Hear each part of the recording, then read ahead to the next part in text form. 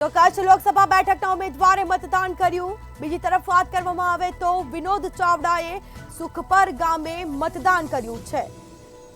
તો કહી શકાય કે મતદાન કરવા વિનોદભાઈ ચાવડાએ અપીલ કરી છે। વિનોદ ચાવડાએ લોકોને મતદાન કરવા માટે અપીલ કરી। ચાવડાના માદરે વતનમાં ભવ્ય સ્વાગત પણ કરવામાં આવ્યું તેમનું।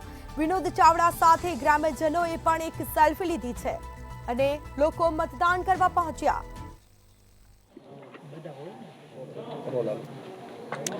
આજે લોકશાહીના પર્વની ઉજવણી આપણે ગુજરાતમાં કરી રહ્યા છીએ।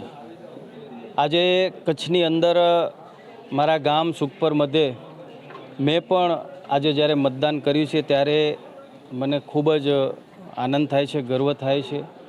હું સૌ પ્રથમ આપ સૌના માધ્યમથી કચ્છ અને મોરબીની જનતાને એક વિનંતી કરું છું કે આપણે અચૂક અને ફરજિયાત મતદાન કરીને લોકશાહીના પર્વની ઉજવણી કરીએ। દેશની અંદર